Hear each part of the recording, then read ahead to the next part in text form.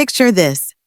You're at your husband's award ceremony, watching him receive recognition for 30 years of distinguished service to his profession. He's giving a heartfelt speech about integrity ethics and the importance of trust. And you're sitting there with a phone full of evidence that could send him to federal prison. This is exactly where Margaret Chin found herself one October evening, smiling graciously in a ballroom full of the city's most powerful attorneys, while her husband accepted an award for the very qualities he'd been systematically violating for years. But here's what makes this story unforgettable. Margaret wasn't planning to suffer in silence. She wasn't going to file for a quiet divorce or confront him privately. She was planning something much more public, because sometimes the most devastating response to betrayal isn't tears or anger, it's perfect calculated justice served by someone who's been vastly underestimated. What David Chin didn't know about his wife was about to destroy everything he'd built through lies. And the moment he realized exactly who he'd been married to for 32 years, would become the most shocking 6 minutes in legal community history. This is a story about hidden strength, quiet intelligence, and what happens when a man's arrogance meets a woman's expertise. It's about the danger of underestimating the person who knows you best. So settle in, because you're about to witness the most perfectly orchestrated downfall you've ever seen, and it all starts with a wife who was tired of being invisible. The afternoon sun cast long shadows across the manicured lawn of the Riverside Country Club as Margaret Chin adjusted her cream-colored blazer and checked her watch one final time. In exactly 7 minutes, her husband David would stand before their closest friends and family to deliver what everyone believed would be a heartfelt anniversary toast celebrating 32 years of marriage. What David didn't know was that Margaret had already seen the text messages. What he couldn't imagine was that his wife of 3 decades, the woman he'd dismissed as a simple homemaker for years, was actually one of the most skilled forensic accountants in the Pacific Northwest, with a client list that included the FBI's white-collar crime division. The irony wasn't lost on her that she'd built a career catching exactly the kind of man she'd married. Margaret stood near the edge of the crowd, her silver hair perfectly styled in the understated elegance that had become her signature over the years. To everyone watching, she appeared to be the picture of a devoted wife, radiating the quiet contentment that comes from a life well lived alongside someone you trust completely. Her navy dress was conservative but beautifully tailored, her jewelry understated but expensive, the uniform of a woman who'd learned to blend seamlessly into her husband's professional world while maintaining her own sense of dignity. But beneath that composed exterior, Margaret's mind was operating with the cold precision of someone who'd spent decades following money trails and unraveling financial deceptions. She'd been tracking David's lies for 3 months now, and tonight's anniversary celebration was about to become something entirely different than what their guests expected. The Riverside Country Club had been David's choice for their anniversary party naturally. Everything in their marriage had been David's choice for as long as Margaret could remember where they lived, where they vacationed, which friends they socialized with, even which charities she should support. For 32 years, she'd accommodated his preferences with the grace of a woman who'd been raised to believe that a successful marriage required one person to lead and another to follow. She'd convinced herself that David's decisiveness was actually a form of love, his way of taking care of her by handling all the complicated decisions. How naive she'd been. The club's main dining room buzzed with conversation as 60 of their closest friends and family members enjoyed cocktails and hors d'oeuvres. Margaret recognized most of the faces, David's law partners and their wives' neighbors, from their exclusive subdivision couples they'd known since their children were small. These were the people who'd watched their marriage unfold over 3 decades, who'd attended countless dinner parties in their home, who'd consistently praised David for his devotion to family and his wife's unwavering support of his career. They had no idea what kind of man they were actually celebrating. Margaret's daughter Sarah approached with a glass of champagne, her face glowing with the happiness that came from seeing her parents reach such a significant milestone. At 28, Sarah had inherited her father's confidence and her mother's analytical mind, though she'd chosen marketing over law as her career path. She worked for a tech startup in Seattle and visited as often as her demanding schedule allowed. "Mom, you look absolutely radiant tonight," Sarah said, kissing her mother's cheek. 32 years, I hope I'm as happy as you and Dad when I've been married that long." Margaret smiled, accepting the champagne, while calculating exactly how many more minutes she had before David's toast would provide the perfect opportunity for her own announcement. "Your father and I have certainly learned a lot about each other over the years," she replied, her voice carrying just enough warmth to maintain the illusion while hiding the bitter truth beneath. "I was just talking to Mrs. Henderson about how lucky you are." Sarah continued, apparently oblivious to the tension radiating from her mother. "She said Dad still brings you flowers every Friday, even after all these years. She wishes her husband was half as romantic." The flowers. Margaret almost laughed at the cruel irony. David had indeed brought her flowers every Friday for the past 6 months. Roses, lilies, orchids, always something expensive and beautiful. What Sarah didn't know was that Margaret had discovered these romantic gestures were being charged to David's business expense account as client entertainment. Her husband was literally stealing money from his law firm to maintain his image as a devoted spouse, while using that same firm's resources to fund his affair with his 26-year-old paralegal. "Your father has always been creative about showing affection," Margaret said carefully, taking a sip of champagne to mask the bitterness in her voice. Across the room, David was holding court near the bar, regaling a group of his law partners with what appeared to be an amusing story. At 57, he remained handsome in the way that successful men often do.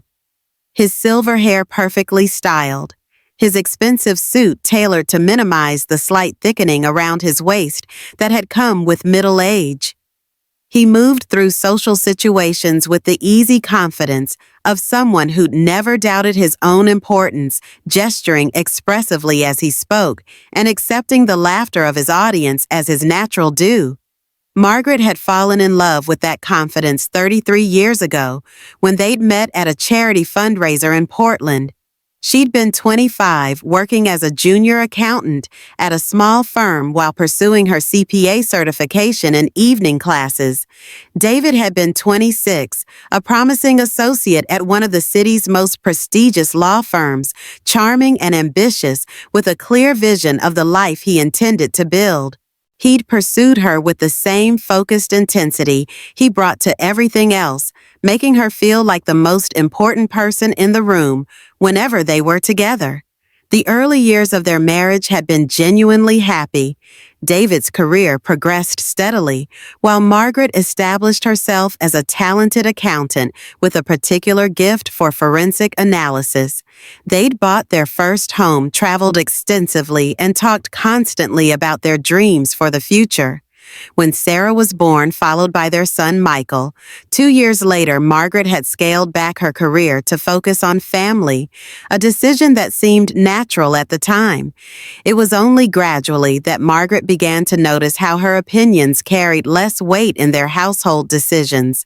When she'd suggested returning to work full-time after Michael started school, David had gently discouraged her, pointing out that his income was sufficient and that the children benefited from having her available for school events and activities.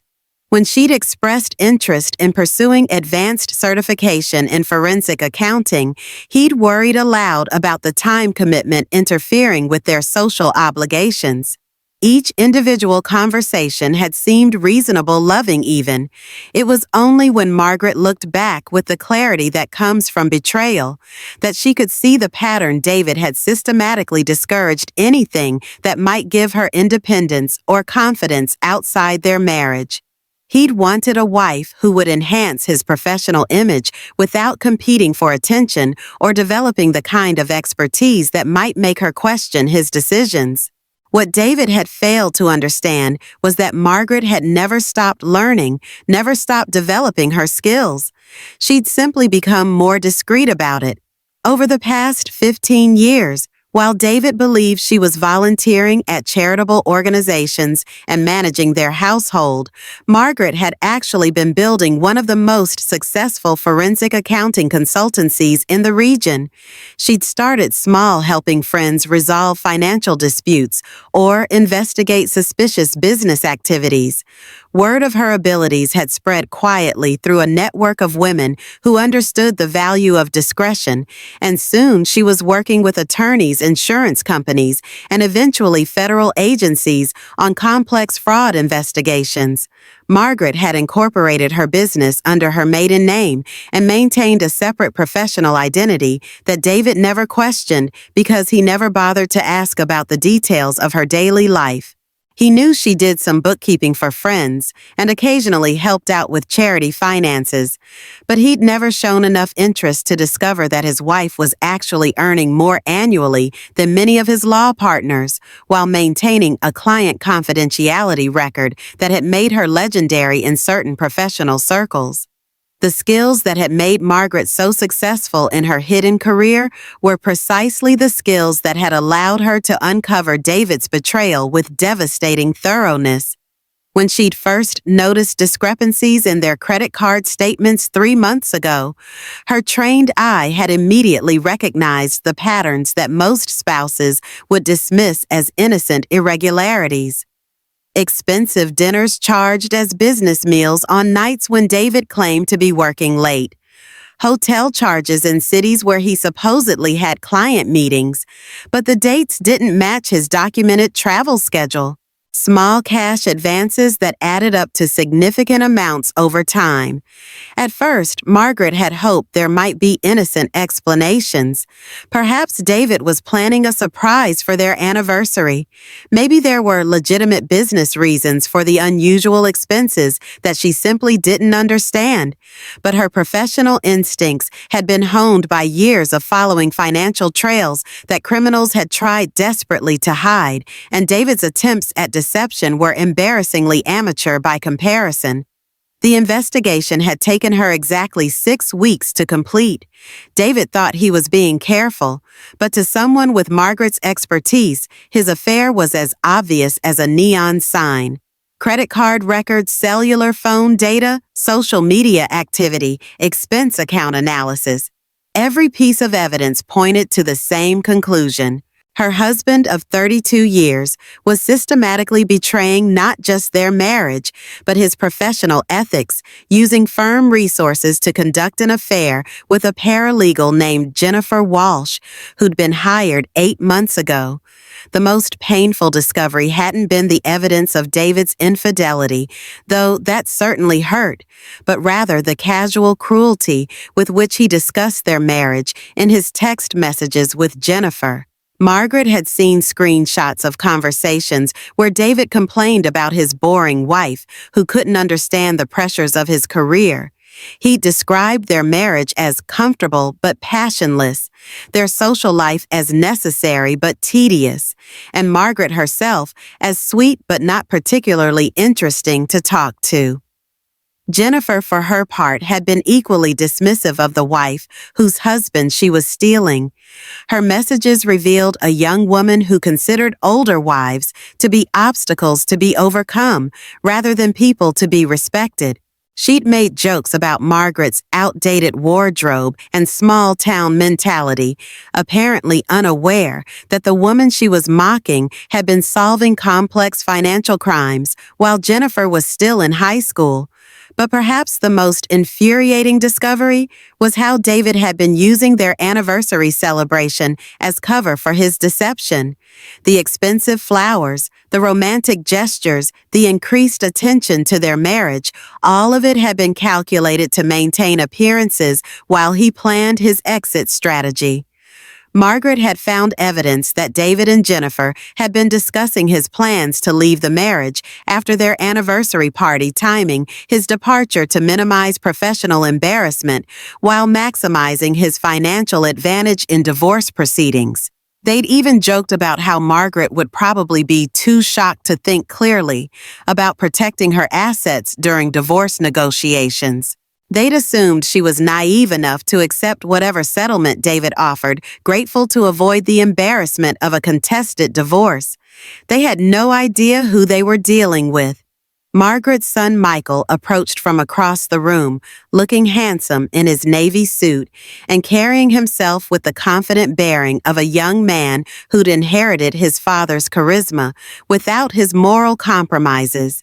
At 26, Michael worked as a financial advisor in San Francisco and had always been the family peacemaker, the one who could navigate between his father's intensity and his mother's quiet strength. "Dad's getting ready to make his toast," Michael said, glancing toward the front of the room where David was accepting a microphone from the club's event coordinator. "He seems really emotional tonight. I think this anniversary means more to him than usual." Margaret followed her son's gaze to where David was testing the microphone with the practiced ease of someone who'd given countless speeches over his career. He caught her eye across the room and smiled with what appeared to be genuine warmth, raising his champagne glass slightly in her direction. To everyone watching, it was the gesture of a devoted husband preparing to publicly honor the woman he'd loved for more than 3 decades. Margaret smiled back, lifting her own glass in acknowledgement, while calculating exactly how many seconds she'd need to access the evidence files on her phone once David finished his performance. She'd prepared for this moment with the same methodical precision she brought to her professional investigations, and every contingency had been planned. "Ladies and gentlemen," David's voice carried clearly through the room's sound system, immediately commanding the attention of every guest. "If I could have everyone's attention for just a few moments, I'd like to say something about the remarkable woman who's made the last 32 years the best of my life." The room settled into expectant silence as guests turned toward David with the warm anticipation that comes with witnessing someone honor a long and successful marriage. Margaret noticed several of the wives in attendance looking at their own husbands with expressions that clearly conveyed they hoped their own anniversary celebrations would be equally romantic when the time came. "When I married Margaret 32 years ago," David continued, his voice carrying just the right note of heartfelt emotion, "I thought I knew what love was. I thought I understood what it meant to commit your life to another person, to build something lasting together, to create a partnership that could weather any storm." Margaret sipped her champagne and watched her husband deliver what she had to admit was a masterful performance. David had always been skilled at public speaking, but tonight he seemed particularly eloquent, his words carefully chosen to create maximum emotional impact on his audience. "What I've learned over the years," David said, pausing to look directly at Margaret with an expression of apparent devotion, "is that real love isn't just about the dramatic moments or the grand gestures. It's about the daily choice to put someone else's happiness before your own, to build a life together that's bigger than what either of you could create alone." Several guests murmured appreciative agreement, and Margaret noticed more than one woman dabbing at her eyes with a cocktail napkin. David's words were exactly the kind of sentiment that resonated with people who'd invested decades in their own marriages, who wanted to believe that long-term commitment still meant something in a world where divorce had become increasingly common. "Margaret has been my partner in every sense of the word," David continued, his voice growing stronger with conviction.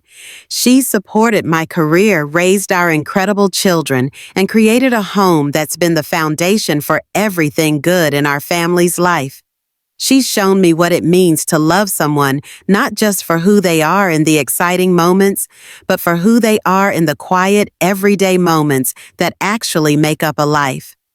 Margaret felt something twist in her chest as she listened to David describe their marriage in terms that bore no resemblance to the reality she'd been living for years. Every word he spoke was technically true, but the context made them feel like lies. Yes, she had supported his career by sacrificing her own ambitions and accepting his dismissive attitude toward her professional capabilities. Yes, she had created a beautiful home while he'd been using their credit cards to fund romantic getaways with another woman.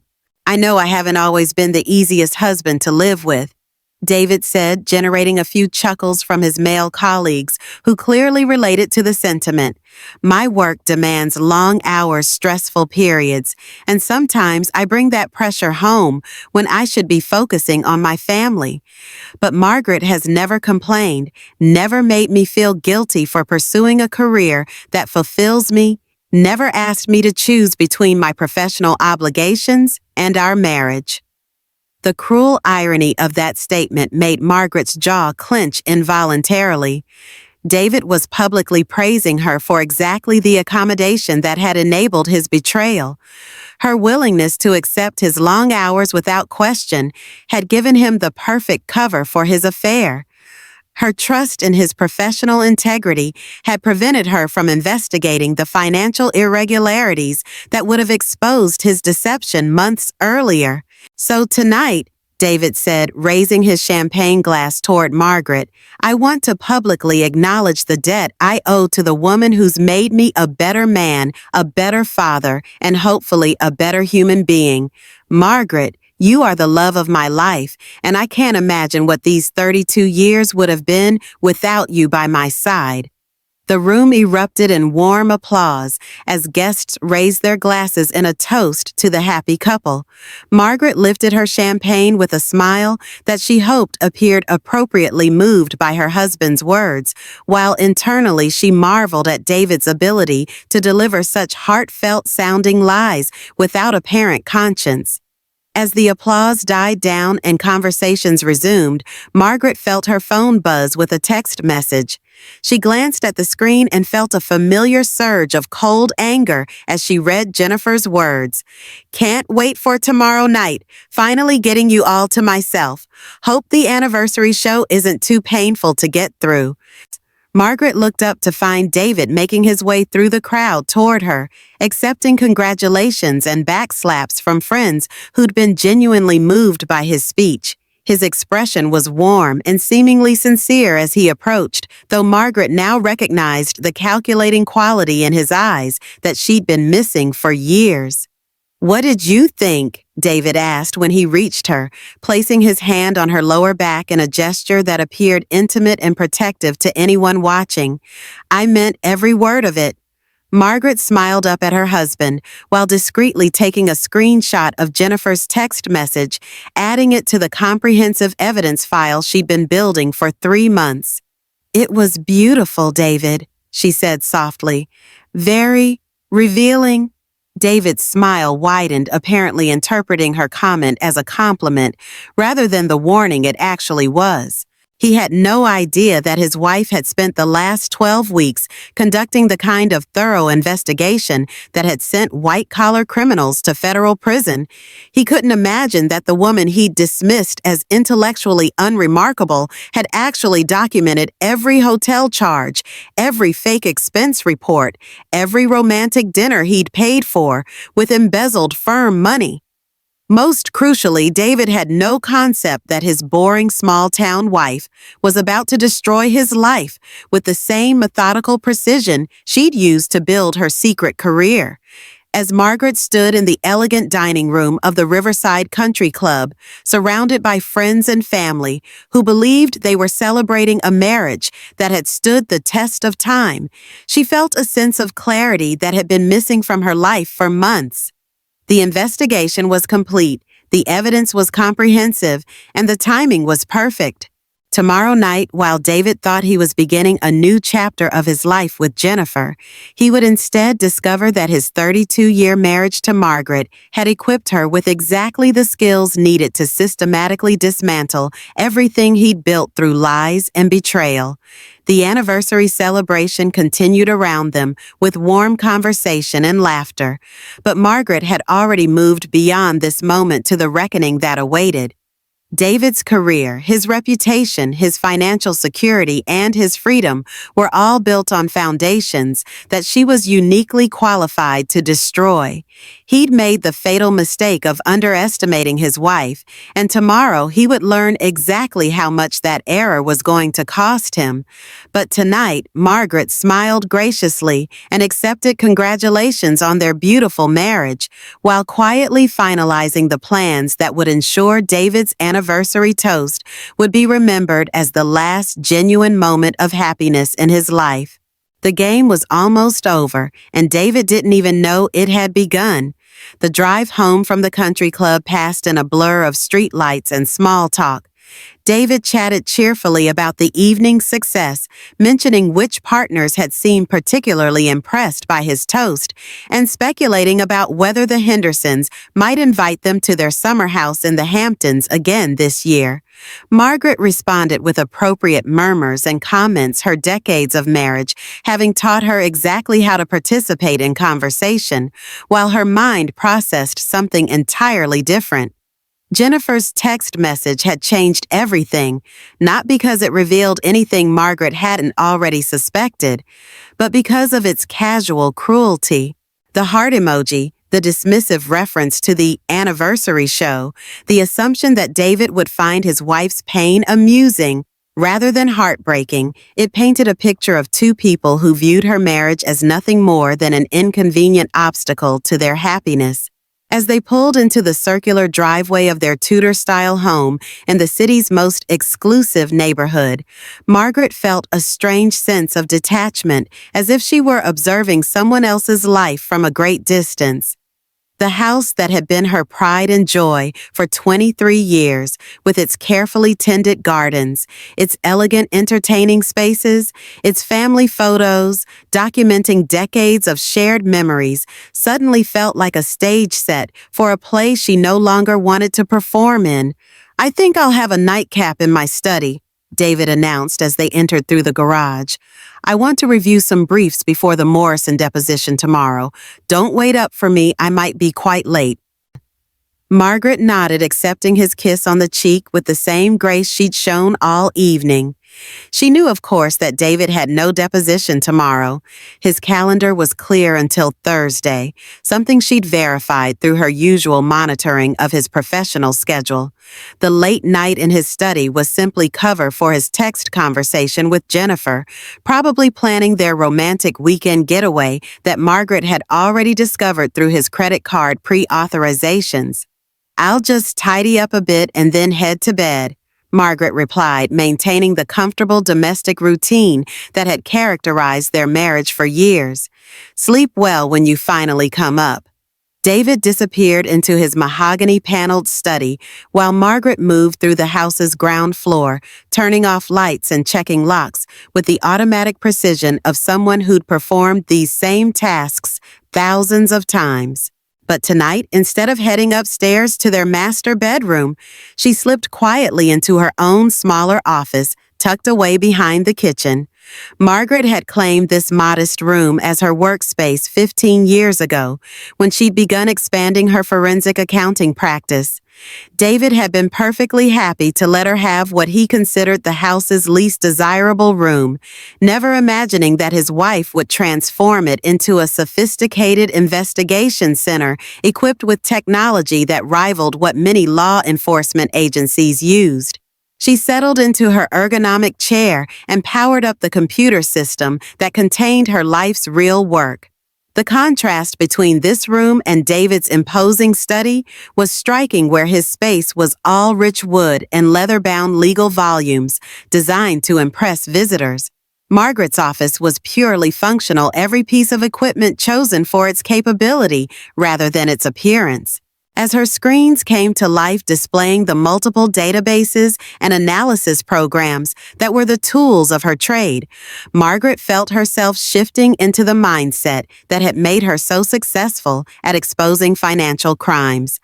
The emotional pain of David's betrayal was still there, a constant ache beneath her ribs, but it was now channeled into something more productive. The cold analytical fury of a professional investigator who discovered the perfect case. She opened the secure folder labeled DC Investigation and reviewed the evidence she'd accumulated over the past 3 months. Bank statements showing unusual patterns of cash withdrawals, credit card charges for restaurants and hotels during times when David claimed to be working late at the office, cell phone records indicating he'd been in locations that contradicted his stated schedule, email metadata proving he'd been accessing personal accounts during business hours. But Jennifer's text message had given Margaret something she hadn't possessed before: real-time intelligence about David's immediate plans. She opened a new analysis window and began cross-referencing the timing of Jennifer's message with David's recent financial activity. Within 20 minutes, Margaret had constructed a timeline that revealed the full scope of tomorrow's deception. David had made reservations at the Chateau Marmont, an intimate bed and breakfast 2 hours north of the city. He charged the weekend stay to his business account as a client development retreat, despite having no clients in that region. He'd arranged for flowers to be delivered to their room, along with champagne and chocolate-covered strawberries, all paid for through his law firm's entertainment budget.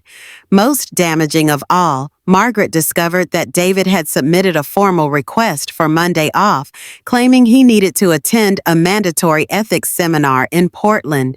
The irony of using an ethics seminar as cover for an affair might have been amusing if it weren't so personally devastating. As Margaret documented each lie with the thoroughness that had built her professional reputation, she found herself marveling at her husband's arrogance. David wasn't just betraying their marriage, he was committing fraud against his law firm, using company resources to fund his affair while creating false documentation to cover his absence. In her professional capacity, Margaret had seen similar cases result in criminal charges, disbarment, and prison sentences. The realization that David was risking everything: his career, his freedom, his family for a woman he'd known less than a year, should have been shocking. Instead, Margaret found it oddly clarifying. This wasn't a momentary lapse in judgment or a midlife crisis that might be overcome with counseling. This was the systematic dismantling of their life together by someone who'd calculated that Jennifer was worth more to him than 32 years of marriage. A soft sound from David's study interrupted her analysis, the distinctive chime of his computer receiving an email. Margaret glanced at her clock and realized she'd been working for over an hour. David should have been in bed by now if he actually had a deposition tomorrow, but the continued activity in his study confirmed what she already knew. He was maintaining his correspondence with Jennifer while his wife slept upstairs, believing herself safely unaware of his deception. Margaret made a decision that would have seemed impossible to her just hours earlier. Instead of confronting David immediately, instead of demanding explanations or issuing ultimatums, she would use her professional skills to build an airtight case against him. Every lie would be documented, every financial discrepancy analyzed, every deception exposed with the kind of comprehensive evidence that couldn't be dismissed or rationalized away. David wanted to play games with their marriage. Margaret would show him what happened when someone with her expertise decided to investigate in earnest. She opened a new case file and began the process that had sent dozens of white-collar criminals to prison over the past 15 years. But this time, the target wasn't a stranger embezzling from a corporation. It was the man she'd loved and trusted for more than half her adult life. The next 3 hours passed in a focused blur as Margaret applied every tool in her investigative arsenal to documenting David's betrayal. She accessed credit reports, analyzed phone records, traced digital footprints, and cross-referenced financial data with the precision of someone who understood that half measures led to criminals escaping justice. By 4 in the morning, Margaret had assembled a preliminary case file that would have impressed federal prosecutors. David's affair wasn't just marital infidelity, it was a pattern of fraud, embezzlement, and ethical violations that could result in criminal charges. His law firm was being systematically defrauded to fund his relationship with Jennifer, and the documentation Margaret had gathered would be sufficient to trigger both civil and criminal investigations. But more importantly, Margaret had discovered something that transformed her understanding of the situation entirely. David's financial deceptions hadn't begun 8 months ago when Jennifer was hired. They stretched back nearly 5 years, suggesting a pattern of behavior that predated his current affair. Margaret's husband wasn't just betraying their marriage with Jennifer, he'd been living a double life for years, using his law firm's resources to fund a lifestyle that his actual income couldn't support. The expensive vacations she'd attributed to David's success at work, funded through fraudulent expense reports. The luxury car he'd claimed was necessary for client meetings, paid for with embezzled money. Even their daughter's graduate school tuition, which David had proudly covered without taking loans, had apparently been stolen from his law firm's accounts. Margaret sat back in her chair as the full scope of David's deceptions became clear. Her marriage hadn't just been betrayed by an affair, it had been built on a foundation of criminal activity that implicated her as an unwitting beneficiary of stolen money. Every aspect of their comfortable lifestyle, every source of pride in David's professional success, every financial security she'd enjoyed, was the product of systematic theft. The emotional impact was devastating, but Margaret's professional training helped her channel that devastation into something more productive. David had made the fatal mistake of committing crimes within her area of expertise while assuming his wife was too naive to discover his deceptions. He'd underestimated her so completely that he'd left digital evidence trails that any competent investigator could follow. As dawn began to lighten the windows of her small office, Margaret made a decision that would determine the course of the rest of her life. She wouldn't confront David privately, giving him the opportunity to manipulate her emotions or convince her to protect his reputation for the sake of their family. She wouldn't accept a quiet divorce that would allow him to escape the consequences of his criminal behavior. Instead, Margaret would build a case against David with the same methodical precision she'd brought to her most complex professional investigations. Every crime would be documented, every victim identified, every dollar traced. When she was finished, David would face not just the end of their marriage, but the complete destruction of the life he'd built through lies and theft. The anniversary celebration that had seemed so romantic just hours earlier now felt like David's final performance before his exposure. He'd stood before their closest friends and family, accepting their admiration for a marriage built on systematic deception, while planning to abandon his wife for a woman who mocked her intelligence and dismissed her worth. Margaret saved her preliminary findings to an encrypted drive and began planning the next phase of her investigation. David thought he was clever, thought he could manipulate his naive wife while stealing from his law firm and planning his escape with Jennifer. He had no idea that his wife possessed exactly the skills needed to systematically destroy everything he'd built through criminal activity. The game had begun, and David didn't even know he was playing. But Margaret had been investigating white-collar criminals for 15 years, and she'd never lost a case. This one wouldn't be any different. As she finally made her way upstairs to their bedroom, Margaret could hear David's steady breathing from his side of their king-sized bed. He slept peacefully, completely unaware that his wife had just begun the investigation that would end his career, his freedom, and any possibility of the new life he'd planned with Jennifer. Margaret slipped quietly into bed beside the man who'd betrayed her, and for the first time in months, she fell asleep easily. Tomorrow she would begin the systematic destruction of David's life, and the anticipation of that justice was more comforting than any anniversary toast could ever be. The reckoning was coming, and Margaret had never been more prepared for anything in her life. The next morning arrived with the kind of pristine autumn weather that made the Pacific Northwest famous crisp air, golden sunlight filtering through maple trees, and the distant promise of rain that would come by evening. Margaret woke at her usual 6:30, her internal clock as reliable as it had been for 30 years of marriage. But everything else about this day would be different. David was already in the shower humming what sounded like a jazz standard while preparing for what he believed would be a routine Friday at the law firm.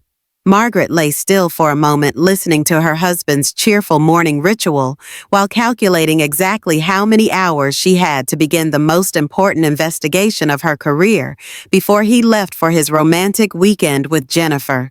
The irony wasn't lost on her that David's betrayal had awakened a part of herself that had been dormant for too long. For years, Margaret had been content to work on relatively straightforward cases, insurance fraud investigations, divorce asset searches, small-scale corporate embezzlement. But this case would require every skill she developed over 15 years of forensic accounting, plus a few new ones she'd never needed before. As David emerged from their ensuite bathroom, toweling his silver hair, with the unself-conscious confidence of a man who believed his secrets were safe, Margaret studied his face with the analytical eye she usually reserved for criminal suspects. How had she missed the signs for so long? The slight tension around his eyes when he claimed to be working late, the way his voice changed when he talked about his colleagues, the subtle shift in his physical attention that she'd attributed to the natural evolution of a long marriage. "Sleep well?" David asked, leaning down to kiss her forehead with what appeared to be genuine affection. "You were out like a light when I finally came to bed." Margaret smiled up at him, marveling at how easy it was to maintain their normal morning routine while planning his professional destruction.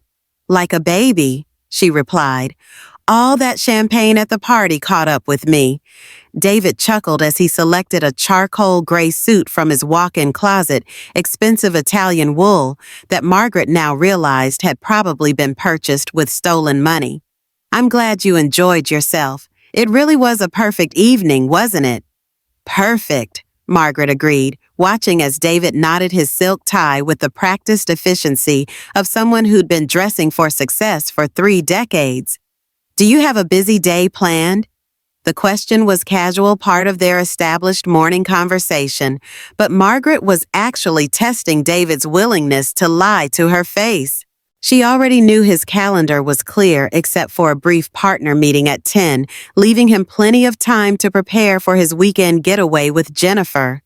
"Unfortunately, yes," David replied without missing a beat. "The Morrison deposition prep is going to be brutal, and then I have that client development dinner tonight. I'll probably be quite late, so don't wait up for me."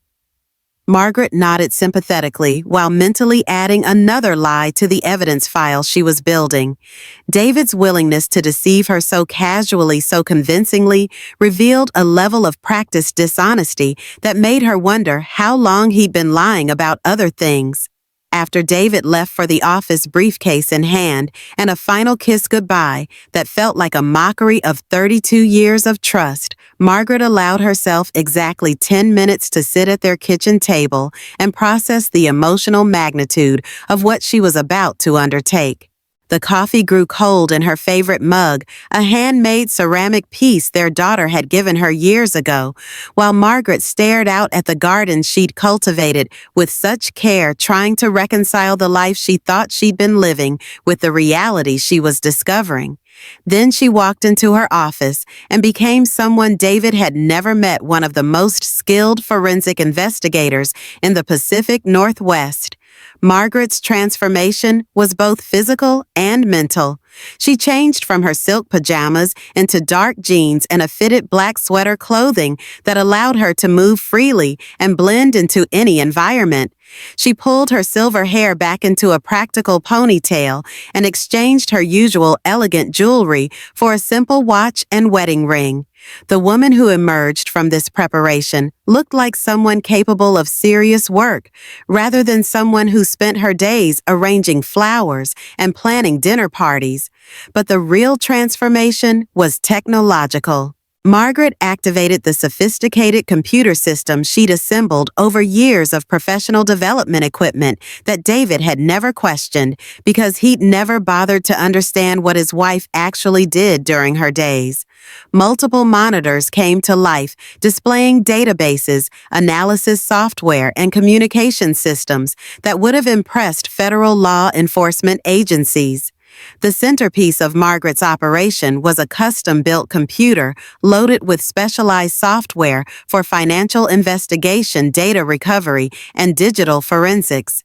She had access to proprietary databases that tracked financial transactions, professional licensing boards, court records, and corporate filings. Her office contained equipment for recovering deleted files, analyzing metadata, and tracing digital communications that most people assumed were private. Over the past 15 years, Margaret had built relationships with private investigators, computer forensics specialists, and information brokers who operated in the gray areas between legal and questionable. She'd cultivated these contacts carefully, maintaining absolute discretion while developing a reputation for thorough, accurate work that could withstand any legal challenge. Now she would use every resource in her arsenal to destroy the man who'd been betraying her while she slept beside him every night. Margaret began with David's financial records accessing their joint accounts through legitimate spousal privileges, while simultaneously deploying more sophisticated techniques to trace his hidden activities.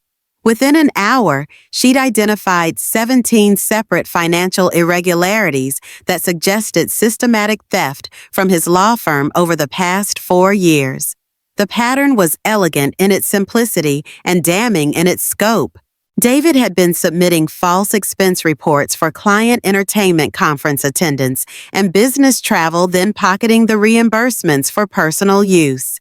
But unlike amateur embezzlers who steal obvious amounts, David had been careful to keep individual theft amounts small enough to avoid triggering automatic audit procedures.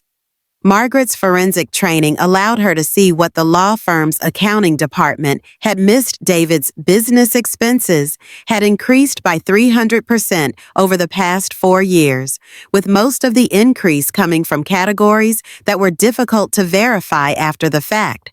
Restaurant charges for client dinners where Margaret could find no record of the supposed clients. Hotel expenses for conferences that either didn't exist or that David had never actually attended. Transportation costs for business trips that GPS data from his phone proved he'd never taken. But the real revelation came when Margaret applied advanced data analysis to David's spending patterns. The sophisticated software she used for corporate fraud investigations revealed that David's false expense reports corresponded almost perfectly with periods of increased personal spending on luxury items, romantic gifts, and activities that suggested he was trying to impress someone. The affair with Jennifer wasn't David's first betrayal. It was simply his most recent. Margaret's analysis revealed evidence of at least 3 previous romantic relationships that David had funded through stolen money from his law firm. Credit card records showed a pattern of expensive gifts, romantic dinners, and weekend getaways that occurred during periods when David claimed to be working overtime or attending professional conferences. The financial trail painted a picture of a man who'd been systematically stealing from his employer for years to maintain a lifestyle that included multiple romantic relationships while presenting himself to his wife and family as a model of professional integrity and marital devotion. Margaret saved her initial findings to an encrypted drive and leaned back in her chair trying to process the scope of David's deception. The man she'd married, the father of her children, the respected attorney who'd built his career on principles of ethics and justice, had been living a double life that would have impressed a professional con artist. But the investigation was just beginning. Margaret had spent years learning that financial crimes were like icebergs. The visible evidence always concealed much larger hidden structures of deception and criminality. She activated her secure communication system and sent an encrypted message to Dr. Elena Vasquez, a computer forensics specialist who'd become both a professional colleague and a trusted friend over the past decade. Elena operated a boutique consulting firm that specialized in recovering digital evidence for high-stakes divorce cases and white-collar crime investigations. She was also one of the few people who knew the full scope of Margaret's professional capabilities. The message was brief: need comprehensive digital forensics on high-priority target, willing to pay premium rates for immediate turnaround. Can you meet this afternoon, M? Elena's response came within minutes. M available at 2 p.m. My office. Bring coffee and prepare for war. This sounds personal. E. Margaret smiled grimly as she read Elena's reply. Her friend's intuition was correct. This was very personal. But it was also professional, and Margaret intended to conduct this investigation with the same methodical precision that had built her reputation as one of the region's most effective forensic accountants. The next phase of Margaret's investigation required physical surveillance and evidence gathering that went beyond financial analysis.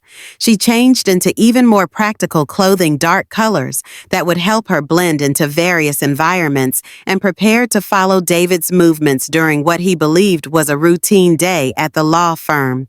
Margaret had conducted physical surveillance before, usually in cases involving suspected insurance fraud or corporate espionage.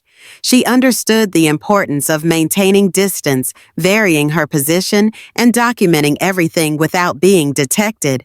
But following her own husband through the city where they'd lived for decades required a different level of caution and psychological preparation. David's law firm occupied 3 floors of a prestigious downtown building that Margaret had visited countless times for social functions and family events. She knew the building's layout, the parking arrangements, and the sight lines from various positions on the street. That familiarity became an advantage as she positioned herself to observe David's actual activities versus his claimed schedule. What Margaret discovered during 6 hours of careful surveillance would have been amusing if it hadn't been so personally devastating. David's brutal day of deposition preparation consisted of a 2-hour breakfast with Jennifer at an expensive restaurant 15 blocks from his office, followed by a shopping expedition to purchase luggage and clothing for their weekend getaway. His client development dinner was actually a romantic meal at the same restaurant where they'd had breakfast, complete with champagne and intimate conversation that Margaret documented with a telephoto lens from her position across the street. But the most damaging evidence came from Margaret's technical surveillance of David's digital communications. Using equipment that Elena had provided for previous cases, Margaret was able to intercept and record David's text message conversations with Jennifer throughout the day. The casual cruelty of their exchanges exceeded even Margaret's growing cynicism about her husband's character. Jennifer, can't wait to finally have you all to myself this weekend. No more pretending to care about boring anniversary parties. David. I know, darling, after 32 years of marriage, you learn to go through the motions. Margaret bought every word of my speech last night. Jennifer, LOL. She really has no idea what's coming, does she? Poor thing will probably be devastated when you finally tell her. David? Margaret's always been a bit naive about these things. She trusts people too easily. It's actually been quite convenient over the years. Margaret saved each message to her evidence file while fighting the urge to confront David immediately. The systematic nature of his deception, the casual dismissal of their marriage, and the cruel amusement he and Jennifer found in her supposed naivety revealed a level of betrayal that went far beyond simple adultery. As afternoon shifted toward evening, Margaret returned home to prepare for David's fabricated late night at the office. She had several hours to analyze the day's evidence gathering before her meeting with Elena, and she intended to use that time to build an even more comprehensive case against her husband. The financial analysis she'd completed that morning had revealed systematic theft. The surveillance she'd conducted had documented current adultery and deception. But Margaret's professional instincts told her that David's crimes extended beyond what she'd discovered so far. Men who steal from their employers while conducting affairs rarely limit their criminal activities to those specific areas. Margaret spent the evening applying advanced data mining techniques to David's professional activities, looking for patterns that might reveal additional areas of criminality. What she found exceeded even her growing expectations about her husband's capacity for deception. David had been systematically overcharging clients for legal services that were actually performed by junior associates and paralegals. He'd been billing premium rates for his own time while delegating the actual work to employees who were paid a fraction of what clients were charged. The practice wasn't technically illegal, but it violated professional ethics standards and constituted fraud if clients had been explicitly promised that David would personally handle their cases. More seriously, Margaret discovered evidence that David had been sharing confidential client information with opposing counsel in exchange for favorable settlement terms that made him appear more effective than he actually was. The practice had generated substantial bonus payments for David, while potentially costing his clients millions of dollars in settlements that should have been larger. But the most shocking discovery came when Margaret analyzed David's financial relationship with his law firm's partnership structure. David had been systematically underreporting his billable hours and client receipts to reduce his partnership obligations, while simultaneously inflating his expense reports to increase his personal income. The scheme had been running for nearly 6 years and had cost his partners an estimated $2 million in lost revenue. Margaret saved her findings and realized that David's crimes weren't just personal betrayals or simple embezzlement. They constituted a comprehensive criminal enterprise that had been operating within one of the city's most prestigious law firms for years. Her husband wasn't just an unfaithful spouse. He was a career criminal who'd been stealing from his partners, his clients, and his employers while maintaining a public reputation for integrity and professional excellence. The scope of David's criminality was actually reassuring to Margaret in a perverse way. She'd been worried that her desire for revenge might be clouding her professional judgment, leading her to exaggerate the significance of relatively minor infractions. But the evidence was clear.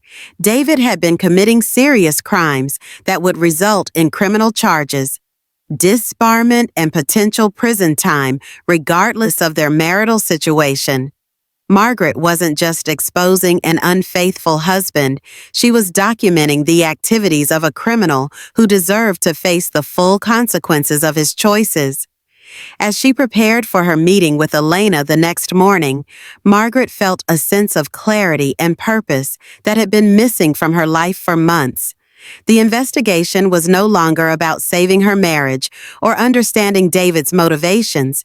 It was about ensuring that a career criminal faced justice for crimes that had harmed not just her family, but dozens of innocent clients and professional colleagues.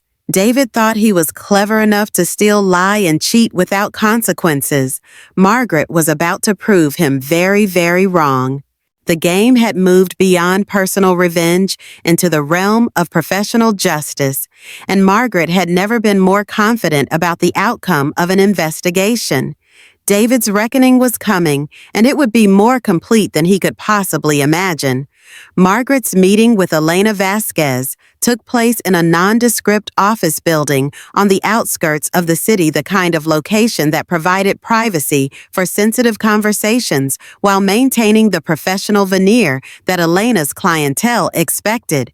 Dr. Vasquez had built her reputation on discretion and thoroughness, qualities that had made her indispensable to attorneys, private investigators, and occasionally federal law enforcement agencies when digital evidence required the kind of sophisticated analysis that few people could provide. Elena's office reflected her personality: efficiently organized, technologically advanced, and completely devoid of personal touches that might provide information about her private life. At 45, she maintained the focused intensity of someone who'd built a successful business in a male-dominated field through superior competence and absolute reliability.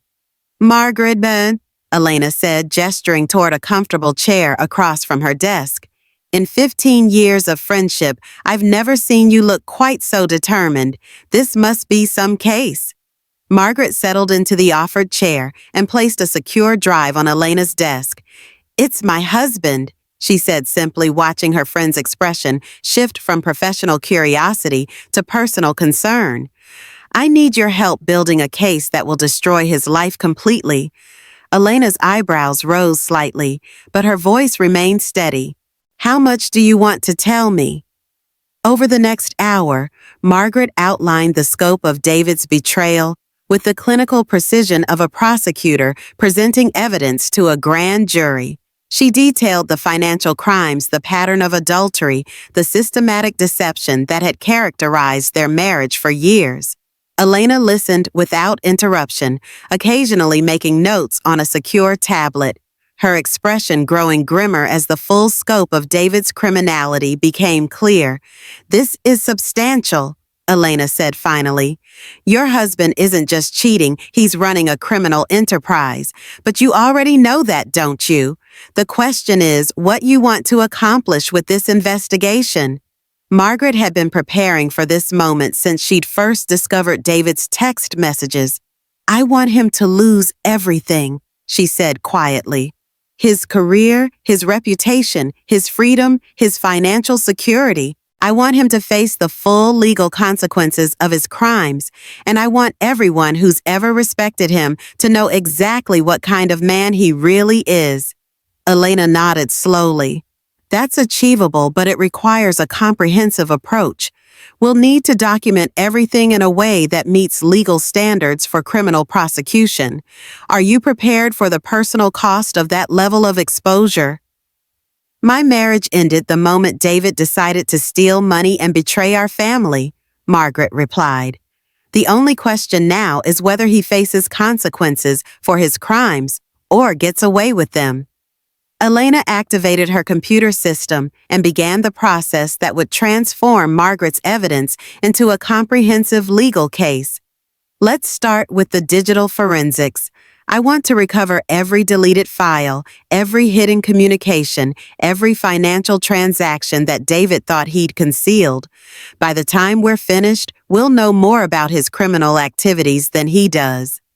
The next 6 hours represented the most intensive digital investigation Margaret had ever witnessed. Elena's equipment and expertise allowed them to penetrate layers of David's electronic activity that would have remained hidden from conventional analysis. They recovered deleted emails, traced cryptocurrency transactions, identified hidden social media accounts, and documented communication patterns that revealed a criminal network Margaret hadn't suspected existed. The most shocking discovery came when Elena's analysis revealed that David had been coordinating his criminal activities with other attorneys in his firm and in competing firms across the region. What Margaret had initially believed was individual criminal behavior was actually part of a sophisticated conspiracy involving dozens of legal professionals who'd been sharing client information, coordinating fee structures, and collectively defrauding both clients and their own partnerships. Margaret, Elena said, looking up from her screens with an expression of professional amazement, your husband is part of what amounts to organized crime within the legal profession. This isn't just personal betrayal, it's racketeering. The scope of the conspiracy was staggering. David and his associates had been operating a shadow network within the region's legal community, sharing confidential information, manipulating case outcomes, and systematically stealing from clients and employers. The financial damage exceeded $10 million, and the number of victims included some of the area's most prominent individuals and organizations. But Elena's investigation also revealed something that made Margaret's blood run cold. David had been using their joint financial accounts and her personal information as part of his money laundering operations. Margaret wasn't just the victim of her husband's crimes.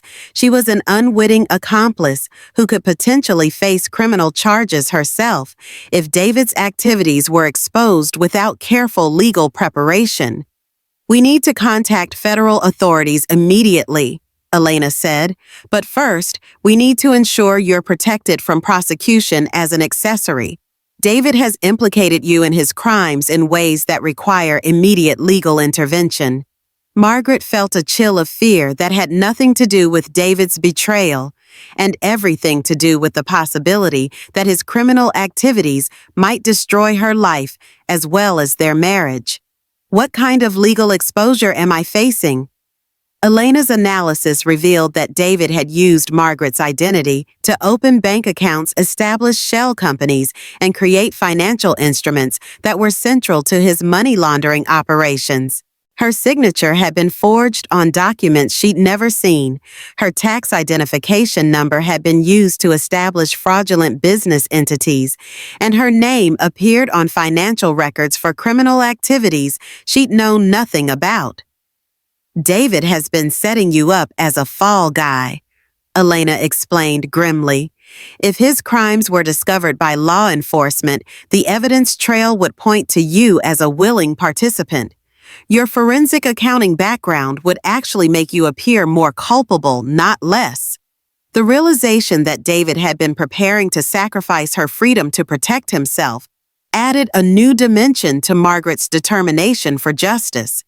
Her husband hadn't just betrayed their marriage, he'd been systematically positioning her to take legal responsibility for his crimes while he escaped with Jennifer and their stolen money. But Margaret's professional background provided her with advantages that David hadn't anticipated. Her knowledge of financial crimes and legal procedures allowed her to understand exactly how to protect herself while ensuring that David faced full accountability for his actions. I need to contact someone, Margaret said, reaching for her secure phone. There's a federal prosecutor I've worked with on other cases who specializes in exactly this kind of criminal conspiracy. Assistant U.S. Attorney Rebecca Walsh had built her career prosecuting white-collar criminals who thought they were too smart to be caught. Margaret had provided expert testimony in 6 of Rebecca's cases over the past 8 years, and they developed a professional relationship based on mutual respect and shared commitment to justice. Rebecca agreed to meet Margaret and Elena that evening at a secure location outside normal business channels. Federal prosecutors took cases involving legal profession corruption very seriously, and the scope of David's criminal network would likely trigger a major investigation that could reshape the region's legal community. Margaret, Rebecca said after reviewing Elena's preliminary findings, this is the largest legal profession conspiracy I've encountered in 20 years of prosecution. Your husband and his associates have been operating what amounts to a criminal enterprise that's affected hundreds of cases and thousands of clients. The meeting lasted until nearly midnight as Rebecca outlined the steps necessary to protect Margaret from prosecution while building a case that would dismantle David's entire criminal network. The investigation would require Margaret's cooperation as a witness, but it would also provide her with immunity from prosecution and protection from retaliation. Most importantly, Rebecca assured Margaret that David's crimes were serious enough to warrant federal prosecution that would result in significant prison time and complete financial forfeiture. David wouldn't just lose his law license, he would lose his freedom and every asset he'd accumulated through criminal activity. "There is one thing you need to understand," Rebecca warned as the meeting concluded. "Once we begin this prosecution, there's no turning back. David will face decades in prison, and his entire professional network will be investigated. Your marriage will become evidence in a federal criminal case, and every aspect of your family's financial life will be scrutinized by investigators." Margaret looked at the federal prosecutor, who represented her path to justice, and felt a sense of calm resolution. David made his choices when he decided to steal money and betray our family. I'm simply ensuring he faces the consequences of those choices. As Margaret drove home through the empty streets, she realized that her investigation had evolved far beyond personal revenge into something much more significant. David's crimes weren't just individual moral failures. They were part of a systematic corruption that had damaged the integrity of the legal profession and harmed countless innocent victims. Exposing David wouldn't just destroy his life, it would protect future victims and restore some measure of justice to a system that had been corrupted by his criminal network. Margaret arrived home to find David's car in the garage and lights still on in his study. He was probably making final preparations for his romantic weekend with Jennifer, completely unaware that his wife had just finished arranging for his prosecution by federal authorities. She slipped quietly into her office and began preparing the comprehensive evidence file that would seal David's fate. Within weeks, federal agents would execute search warrants, freeze assets, and begin making arrests that would dismantle the entire criminal conspiracy. But first, Margaret had one more task to complete. She wanted David to understand exactly what he'd lost and exactly who had been responsible for his downfall. The man who dismissed his wife as naive and intellectually unremarkable was about to discover that he'd been living with someone capable of systematically destroying everything he'd built through criminal activity. The confrontation was coming soon, and Margaret had never been more prepared for anything in her life. The weekend David spent with Jennifer at the Chateau Marmont became the most productive 48 hours of Margaret's investigative career. While her husband enjoyed stolen romantic bliss, funded by embezzled money, believing his wife was safely unaware at home, Margaret was actually coordinating with federal authorities to finalize the evidence that would destroy his life completely. U.S. Attorney Rebecca Walsh had moved with impressive speed to obtain preliminary warrants for David's financial records, communication systems, and law firm files. The investigation had attracted attention at the highest levels of federal law enforcement because of its potential to expose corruption throughout the region's legal community. By Sunday evening, Margaret's evidence had become the foundation for what prosecutors were calling the largest white-collar crime investigation in the district's history. But Margaret wasn't content to simply provide evidence and wait for federal agents to make arrests. She'd spent 32 years married to a man who'd systematically deceived her while stealing from his clients and employers. She deserved the satisfaction of watching David's facade collapse when he finally understood that his naive, boring wife had been responsible for his exposure. The confrontation would need to be perfectly orchestrated to maximize psychological impact while ensuring legal protection for Margaret's testimony in future criminal proceedings. Rebecca had provided specific guidelines about what Margaret could and couldn't reveal about the federal investigation, but those constraints still allowed for a devastating personal reckoning that would leave David understanding exactly how completely he'd underestimated his wife. Margaret spent Sunday evening in her office, reviewing every piece of evidence she'd gathered and planning the sequence of revelations that would have maximum emotional impact. The financial crimes would establish David's criminal liability. The affairs would expose his personal betrayal. But the evidence of his plans to frame Margaret for his crimes would demonstrate the depths of his callousness in ways that even David might find shocking. Elena had provided Margaret with sophisticated presentation equipment that would allow her to display evidence dramatically while maintaining professional documentation standards. Multiple screens would show financial records, recovered communications, and photographic evidence, simultaneously creating an overwhelming visual representation of David's systematic deception. But Margaret also spent time preparing herself emotionally for the confrontation that would end their marriage in the most devastating way possible. 32 years of shared history couldn't be discarded without psychological consequences, even when that history had been built on lies and criminal activity. Margaret had always prided herself on maintaining composure under pressure, a quality that had served her well in corporate boardrooms and federal courtrooms, where her expert testimony had helped convict serious criminals.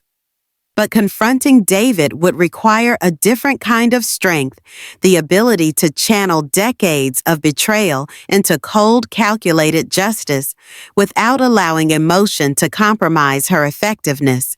She practiced her presentation repeatedly, refining her delivery until every revelation built upon the previous one with devastating cumulative impact. David's financial crimes would be exposed first, establishing his criminal liability before moving to personal betrayals that would destroy his self-image as a devoted family man. The evidence of his plans to sacrifice Margaret's freedom for his own protection would be the final blow, demonstrating that his betrayal extended beyond adultery into something approaching evil. Margaret also prepared for David's likely psychological responses to exposure. His legal training would make him attempt to minimize, rationalize, or deflect responsibility for his crimes. His narcissistic personality would make him blame others, probably Margaret herself, for forcing him into criminal behavior. His survival instincts would make him attempt to negotiate or bargain for leniency that Margaret had no intention of providing. But Margaret had advantages that David wouldn't anticipate. Her expertise in financial crimes meant she understood his criminal methods better than he did. Her cooperation with federal authorities meant she had legal protection that he lacked. Most importantly, her careful documentation meant she possessed evidence of crimes that David himself might have forgotten committing. The confrontation would take place Tuesday evening when David returned from his romantic weekend, expecting to find his wife emotionally prepared for the separation conversation he'd been planning for months. Instead, he would discover that Margaret had spent their anniversary weekend coordinating with federal prosecutors to ensure his prosecution for crimes that could result in decades of imprisonment. Margaret spent Monday morning making final preparations that would ensure David had no opportunity to destroy evidence or escape accountability once his exposure began. She coordinated with Rebecca Walsh to expedite the federal investigation timeline, ensuring that search warrants would be executed within hours of Margaret's confrontation with David. She arranged for Elena to monitor David's digital communications in real time, preventing him from warning his criminal associates or attempting to flee. She even arranged for private security to ensure her personal safety during a confrontation that might make David desperate enough to become dangerous. But perhaps most importantly, Margaret spent time considering what she wanted to accomplish beyond David's destruction. The confrontation would end their marriage and begin his prosecution. but it would also represent Margaret's emergence from decades of accommodation and self-diminishment into the full exercise of her professional capabilities and personal power. For 32 years, Margaret had allowed David to treat her as intellectually inferior, while she actually developed expertise that exceeded his own. She'd accepted his dismissive attitude toward her work, while building a career that was more successful than his legitimate legal practice. She'd endured his condescension about her naivety while developing investigative skills that would expose criminal activities he'd believed were undetectable. The confrontation would be Margaret's opportunity to demonstrate exactly who she'd always been beneath the facade of accommodating wife that David had found so convenient. He would discover that his greatest strategic error hadn't been committing crimes or betraying their marriage. It had been underestimating the woman who'd been documenting his activities with the precision of a federal investigator. Tuesday evening arrived with the kind of gray, drizzling weather that matched Margaret's mood perfectly. David had returned from his weekend with Jennifer in an expansive mood, clearly energized by what he believed had been a successful romantic getaway and confident about his plans to transition out of their marriage into his new life. Margaret watched from her office window as David's car pulled into their driveway, noting the expensive luggage and shopping bags that suggested he'd spent freely during a weekend funded by stolen money. His cheerful whistle as he entered through the garage was audible from her position 2 rooms away, evidence of a man who believed his deceptions were succeeding perfectly. "Margaret, I'm home," David called out, his voice carrying the forced warmth of someone performing marital affection rather than feeling it. "How was your weekend? I hope you didn't miss me too much while I was suffering through that terrible conference." Margaret emerged from her office to greet her husband, noting the expensive new clothing and satisfied expression that suggested his terrible conference had been thoroughly enjoyable. "I missed you terribly," she replied, allowing just enough irony into her voice to amuse herself while maintaining the facade that had served her so well during the investigation.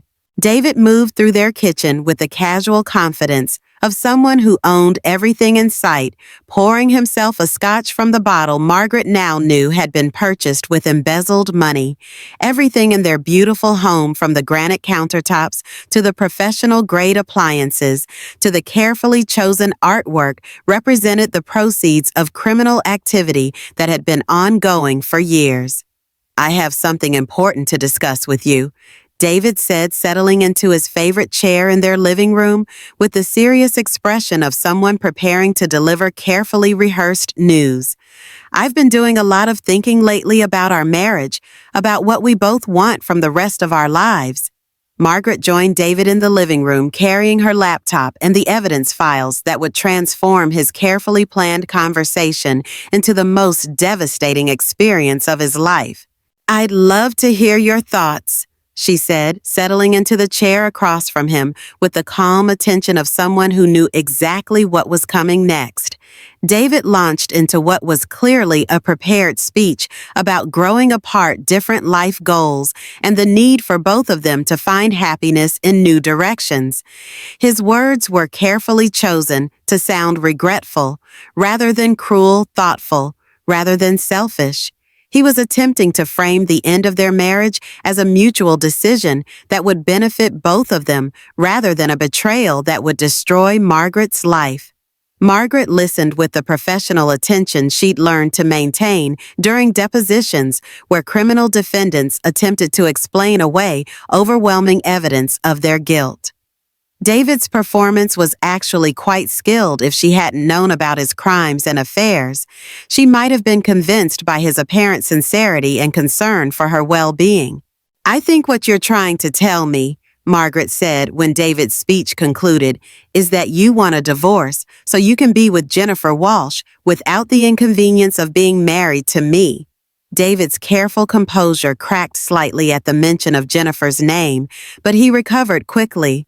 "I don't know what you think you know about Jennifer, but she's simply a colleague who's helped me realize that I haven't been the husband you deserve." Margaret smiled at David with the cold amusement of someone who'd been anticipating this exact moment for weeks. Actually, David, I know quite a lot about Jennifer. I know about your romantic weekend at the Chateau Marmont. I know about the expensive gifts you've bought her with stolen money. I know about your plans to leave me and start a new life in Portland with money you've embezzled from your law firm. The transformation in David's expression was immediate and dramatic. The confident attorney disappeared, replaced by someone who looked genuinely shocked and increasingly desperate. Margaret, I have no idea what you're talking about. You're obviously upset about something, but you're making serious accusations that I can prove, Margaret interrupted, opening her laptop and activating the presentation system she'd prepared. Would you like to see the evidence? David, all of it? As the first screen of financial records appeared on the television monitor, David's face went completely white. Margaret had never seen him look so shocked, so completely unprepared for what was happening. For the first time in their marriage, David was the one who had no idea what was coming next. The reckoning had begun, and Margaret had never felt more powerful in her life. The annual partners' dinner at Whitmore Blackstone and Associates was always held in the grand ballroom of the Fairmont Olympic Hotel, an elegant affair that brought together the city's legal elite for an evening of networking recognition and celebration. This year's event held special significance as the firm was announcing its new partnership structure and honoring attorneys who'd achieved exceptional success over the past year. Margaret had attended this dinner for 15 years, always as David's supportive wife, smiling graciously while he received accolades and mingled with judges, politicians, and corporate leaders. She'd worn beautiful gowns, made polite conversation, and played her expected role as the accomplished spouse who enhanced her husband's professional image without competing for attention. Tonight would be different. Margaret stood before her bedroom mirror, adjusting the elegant black evening gown she'd chosen with particular care. The dress was sophisticated but not flashy professional, but undeniably feminine, appropriate for a woman who was about to command the attention of 200 of the region's most powerful legal professionals. Her silver hair was styled in a sleek chignon, her jewelry understated but expensive, her makeup flawless but understated. She looked like exactly what she was, a successful professional woman who'd been underestimated for far too long. David emerged from his dressing room wearing the custom-tailored tuxedo that Margaret now knew had been purchased with money stolen from his own law firm.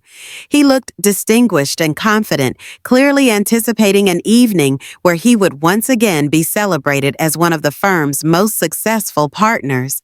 "You look beautiful tonight," David said, kissing her cheek with what appeared to be genuine affection. 3 weeks had passed since their confrontation in the living room, during which David had attempted to minimize his crimes while negotiating what he called a civilized divorce. He had no idea that Margaret had been coordinating with federal prosecutors to ensure his arrest would come at the moment of maximum professional humiliation. "Thank you," Margaret replied, accepting his compliment while mentally reviewing the presentation that would destroy his life in approximately 3 hours. "I'm looking forward to tonight's recognition ceremony. I understand you're receiving a special honor." David's chest swelled with pride as he adjusted his bow tie. "The firm is presenting me with the Distinguished Service Award for bringing in the highest client revenue over the past 3 years. It's quite an achievement, the first time anyone's won it 3 consecutive years." Margaret nodded appreciatively while calculating exactly how much of David's exceptional revenue had actually been generated through criminal activity. According to her analysis, nearly 40% of David's client billings over the past 3 years had involved fraudulent charges, inflated hours, or services that had never been provided. His Distinguished Service Award was essentially recognition for being the firm's most successful criminal. The irony was perfect, and Margaret intended to ensure that everyone at tonight's dinner understood exactly what they were actually celebrating. The drive to the Fairmont passed in comfortable conversation as David discussed his expectations for the evening and his pleasure at receiving recognition from partners he'd respected for decades. Margaret listened with the attention of someone who was documenting final evidence of her husband's capacity for self-deception and denial. Even after being confronted with comprehensive proof of his criminal activities, David continued to view himself as a successful attorney who'd made some minor ethical lapses rather than a career criminal who'd been stealing from clients and colleagues for years. His ability to rationalize his behavior was actually remarkable, and Margaret looked forward to watching that psychological defense mechanism collapse under public scrutiny. The Fairmont's grand ballroom was decorated with understated elegance that reflected the legal profession's conservative sensibilities. 200 guests mingled during the cocktail hour, their conversations creating the sophisticated buzz that accompanied gatherings of successful, powerful people. Margaret recognized most of the faces judges she'd met at previous events, attorneys whose cases had made headlines, politicians who regularly appeared on local news programs. These were the people whose opinion mattered most to David, whose respect had motivated his professional ambitions for 30 years. Their shock at learning about his criminal activities would be far more devastating than any prison sentence could provide. Margaret moved through the cocktail reception with practiced grace, accepting compliments on her appearance while positioning herself to observe the key players who would witness David's downfall. Senior partner Harrison Whitmore was holding court near the bar, discussing a high-profile case with several federal judges. Managing partner Catherine Blackstone was reviewing the evening's program with the hotel's event coordinator, ensuring that every detail met the firm's exacting standards. Most importantly, Margaret noticed that several members of the local media were present, including legal affairs reporter Linda Chen from the Seattle Times and investigative journalist Robert Martinez from Como News. Their presence meant that David's exposure would extend far beyond the legal community into public awareness that would make his professional rehabilitation impossible. David was clearly in his element, moving confidently through the crowd while accepting congratulations on his upcoming award.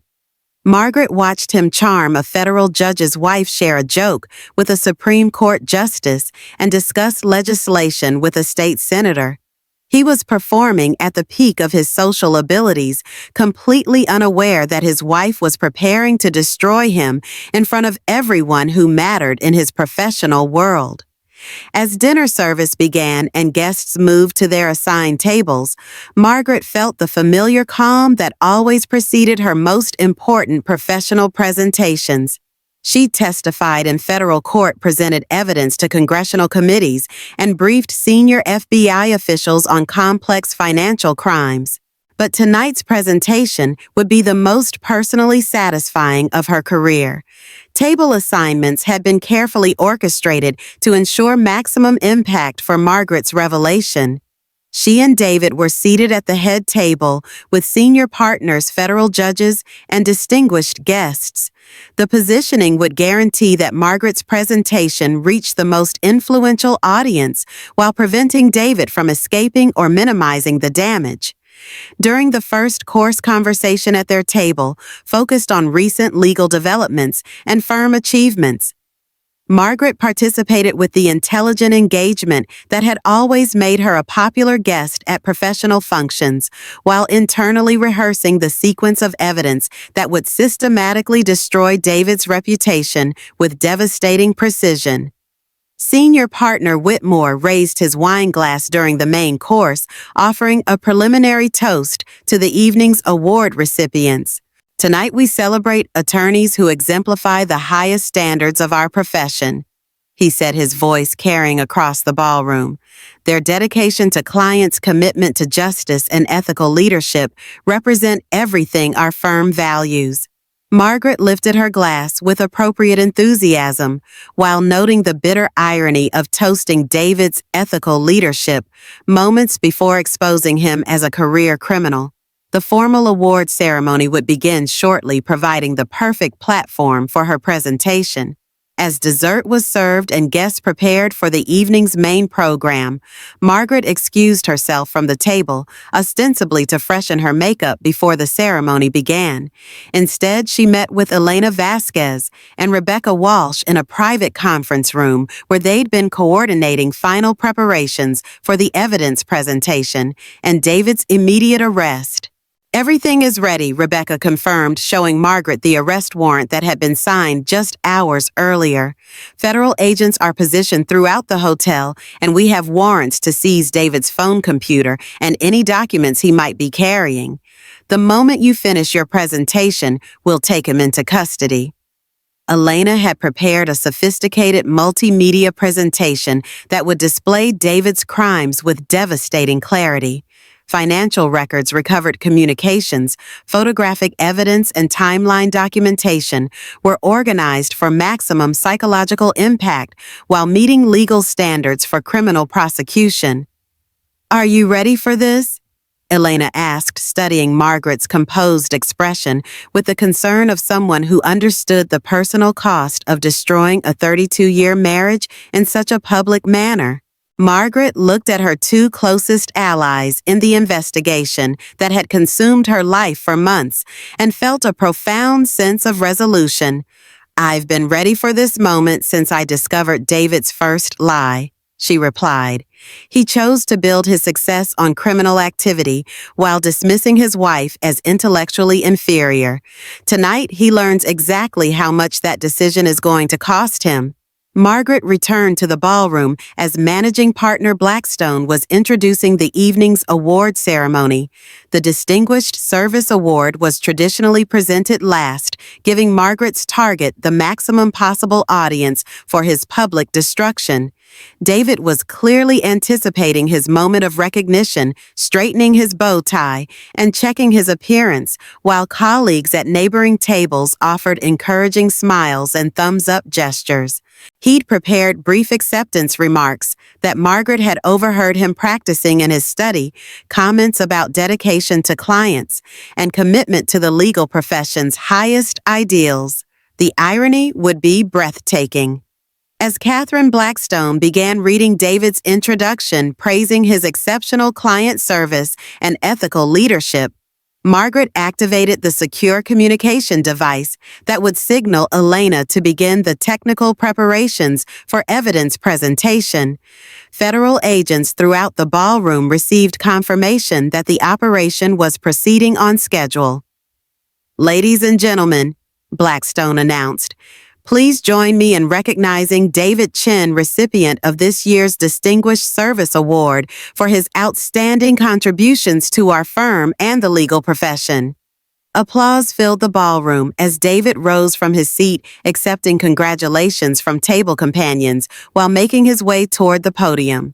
He paused to shake hands with colleagues and accept embraces from partners who genuinely respected what they believed were his professional achievements. Margaret watched her husband's moment of triumph with the detached attention of someone who understood that it represented the absolute peak of his life before the catastrophic fall that was about to begin. Every smile, every congratulation, every expression of respect would be transformed into horror and disgust within the next 10 minutes. David reached the podium and accepted the Crystal Award from Catherine Blackstone, holding it high while photographers captured what would become the most ironic images in the firm's history. He looked genuinely moved by the recognition, his expression conveying sincere gratitude for acknowledgement from colleagues he'd been systematically defrauding for years. "Thank you so much for this incredible honor," David began, his voice carrying clearly through the ballroom sound system. "This award represents not just my individual efforts, but the collaborative support of partners, colleagues, and clients who've made our firm a leader in legal excellence." Margaret listened to David's carefully prepared remarks about integrity, client service, and professional responsibility, while making final mental preparations for the presentation that would expose every word as a calculated lie. He was delivering what amounted to a confession of hypocrisy that would make his crimes appear even more despicable to an audience of legal professionals. Most importantly, David continued, his voice growing stronger with conviction, this award reflects my commitment to the ethical standards that define our profession. Trust, honesty, and fiduciary responsibility aren't just concepts we discuss in law school. They're the foundation of everything we do as attorneys. The ballroom erupted in appreciative applause as David concluded his remarks, clearly moved by his own words about professional integrity. He stood at the podium for a moment, holding his award, while basking in the admiration of 200 colleagues who believed they were celebrating a model of legal excellence. Margaret chose that exact moment to stand and ask for the microphone. "Excuse me," she said, her voice carrying clearly across the ballroom as conversations died and attention focused on the elegant woman who'd been sitting quietly throughout the evening. "Before we conclude tonight's ceremony, I believe there's something everyone should know about my husband's distinguished service to your profession." The silence that followed was immediate and complete. David's expression shifted from triumph to confusion to dawning horror as he realized that his carefully controlled evening was about to become something entirely different. Catherine Blackstone looked uncertain about whether to yield the microphone to Margaret, while guests throughout the ballroom turned to observe what appeared to be an unexpected addition to the program. Margaret walked calmly toward the podium where David stood frozen, his award still clutched in his hands, while his mind tried to process what was happening. She accepted the microphone from Catherine Blackstone with the professional confidence of someone who'd addressed similar audiences countless times before. "Ladies and gentlemen," Margaret began, her voice steady and clear, "my name is Margaret Chen, and I'm a forensic accountant who specializes in investigating white-collar crime. For the past 4 months, I've been conducting a comprehensive investigation into criminal activities that have been occurring within your firm for nearly 6 years." The ballroom silence deepened as guests began to understand that they were witnessing something far more serious than marital drama. David remained motionless at the podium, apparently paralyzed by the realization that his wife was about to destroy his life in front of everyone whose respect he'd spent decades earning. "The man you've just honored with your Distinguished Service Award," Margaret continued, "has been systematically stealing from your firm, defrauding your clients, and violating every ethical standard that defines the legal profession. The evidence I'm about to present documents crimes that will result in his immediate arrest and prosecution by federal authorities." The multimedia presentation that Elena had prepared unfolded with devastating precision across the ballroom's large screens. Financial records, communication transcripts, and photographic evidence created an overwhelming visual narrative of David's criminal activities that left no room for denial or rationalization. Margaret narrated the evidence with the clinical expertise that had made her legendary in forensic accounting circles. Bank statements showing systematic theft, expense reports revealing fraudulent charges, email communications documenting conspiracy with other attorneys, client billing records exposing services that were never provided. The audience of legal professionals watched in stunned silence as the scope of David's criminality became undeniable. This wasn't a case of minor ethical lapses or questionable judgment. It was a comprehensive criminal enterprise that had operated within their prestigious firm for years while generating millions of dollars in stolen money. David remained frozen at the podium, his Distinguished Service Award still clutched in his hands while his professional reputation disintegrated before his eyes. Several times he opened his mouth as if to speak, but no words emerged. The confident attorney who delivered countless courtroom arguments was rendered speechless by evidence that destroyed every foundation of his carefully constructed life. The investigation has revealed that David has stolen approximately $2.3 million from firm accounts over the past 6 years. Margaret announced, advancing to a chart that displayed the financial damage with spreadsheet precision. He's defrauded at least 47 clients through inflated billing and services that were never provided. He's violated attorney-client privilege by sharing confidential information with opposing counsel in exchange for favorable settlement terms. Gasps and murmurs rippled through the ballroom as the full scope of David's betrayal became clear. These weren't just financial crimes, they were violations of the most sacred principles of legal practice that affected every aspect of the profession's integrity. But Margaret wasn't finished. The presentation moved to David's personal betrayals, documenting his systematic use of stolen money to fund multiple affairs while presenting himself as a devoted family man.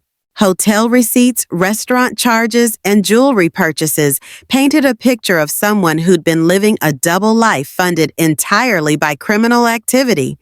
David has been using stolen client money to conduct affairs with paralegal staff, including his current relationship with Jennifer Walsh. Margaret announced, displaying communications that revealed the cruel dismissal of their marriage that had motivated her investigation. He's been planning to abandon our family while using my identity to establish money laundering operations that would have made me legally responsible for his crimes. The revelation that David had been prepared to sacrifice his wife's freedom to protect himself from prosecution seemed to shock the audience even more than his financial crimes. Several prominent attorneys exchanged horrified glances, while federal judges shook their heads in disgust. Senior partner Harrison Whitmore rose from his seat, his face white with shock and anger. "David, is this true? Have you been stealing from our firm and our clients?" David finally found his voice, but his response only made the situation worse. "Harrison, this is all a misunderstanding. Margaret is obviously upset about our marital problems, and she's misinterpreting normal business expenses.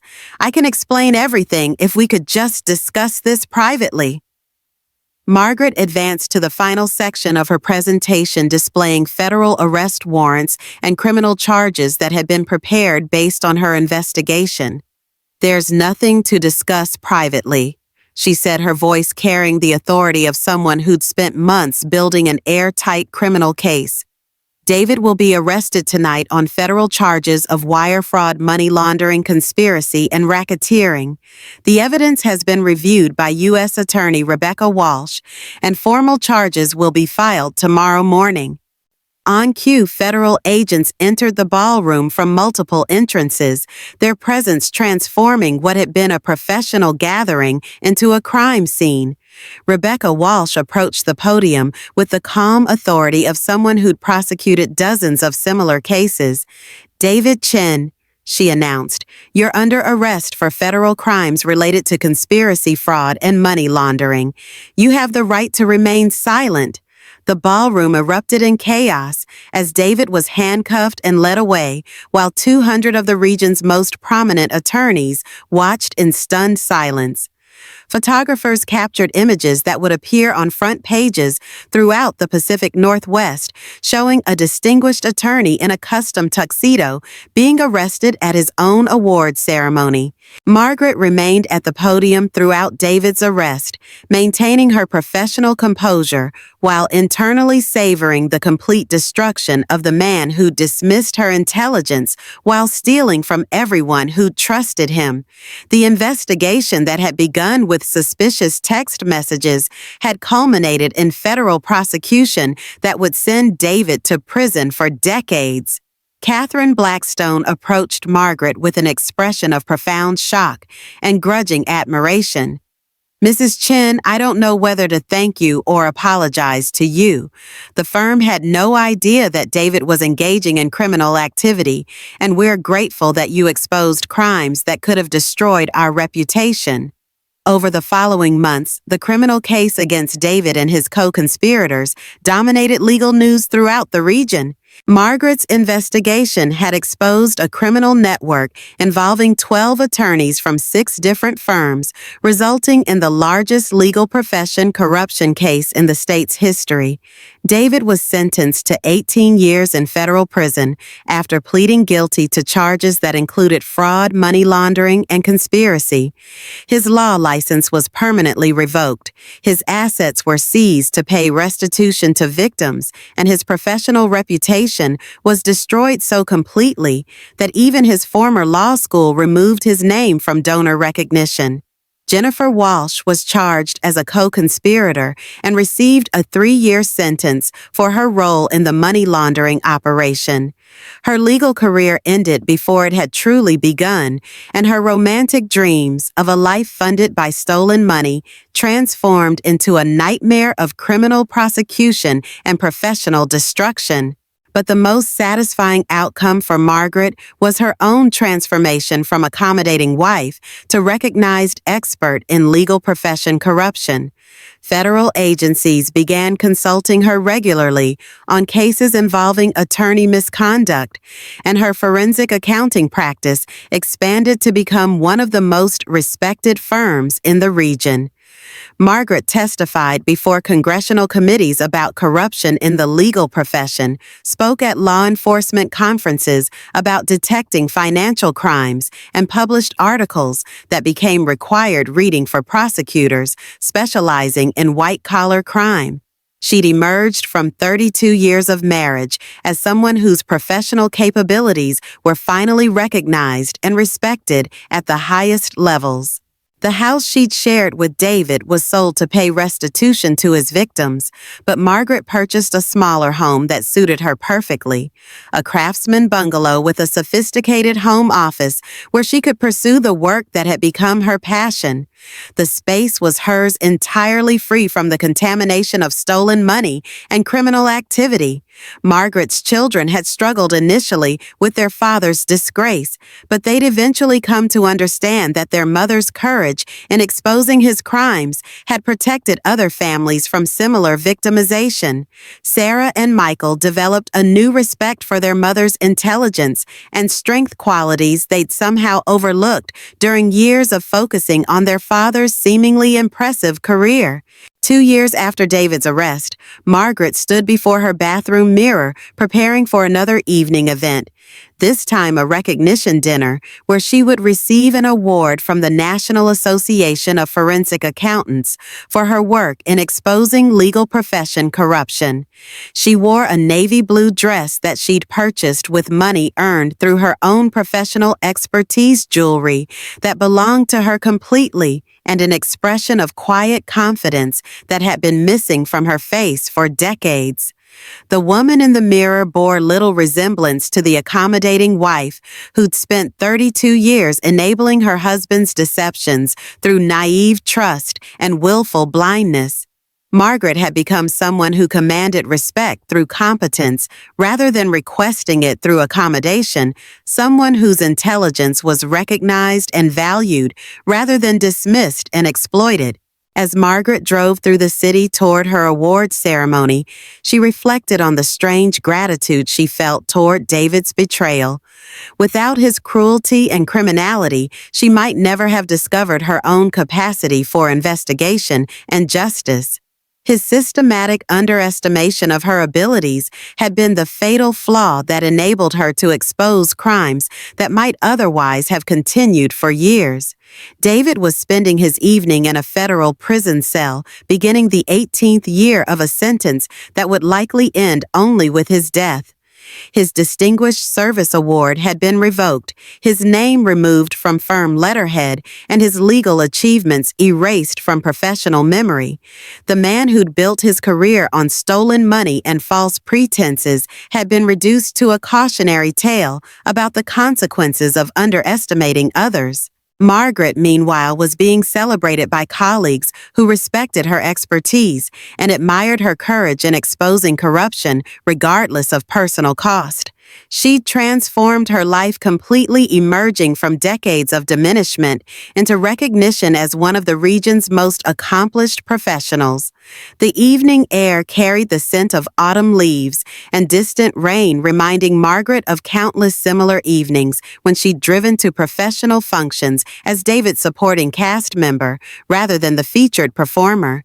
Those days seemed like memories from someone else's life, so completely had she transformed her identity and purpose. At the recognition dinner, Margaret accepted her award with the quiet dignity that had become her trademark. Her acceptance speech focused on the importance of following evidence wherever it led, regardless of personal relationships or social pressures. She'd become an advocate for justice who understood that truth was more important than comfort, courage more valuable than security. As applause filled the ballroom and colleagues rose to honor her achievements, Margaret felt a profound sense of completion. David's betrayal had been devastating, but it had also been liberating in ways she could never have anticipated. She'd discovered strength she didn't know she possessed, capabilities that had been suppressed by decades of accommodation, and a professional calling that provided more satisfaction than any marriage built on deception could ever have offered. The girl who'd fallen in love with David's confidence 33 years earlier had evolved into a woman who generated her own confidence through competence and integrity. Margaret had learned that being underestimated could be a strategic advantage, that quiet observation often revealed more than aggressive questioning, and that justice delayed was not necessarily justice denied. As Margaret drove home through the quiet streets of a city where her name was now synonymous with professional excellence rather than marital accommodation, she realized that David's greatest crime hadn't been stealing money or betraying their marriage.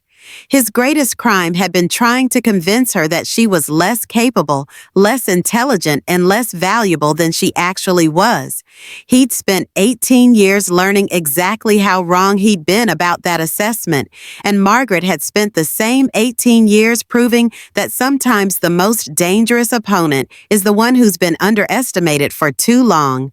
The reckoning was complete. Justice had been served, and Margaret had never been happier to be wrong about her own limitations.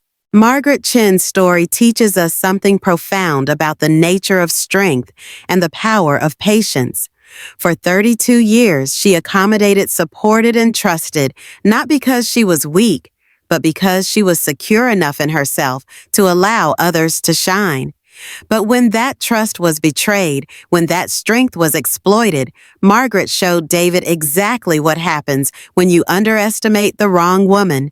David thought he'd married a simple housewife who would never be smart enough to catch him or strong enough to fight back. Instead, he'd married a forensic investigator with access to federal databases and 15 years of experience destroying exactly his type of criminal. His condescension became his downfall, his arrogance his destruction.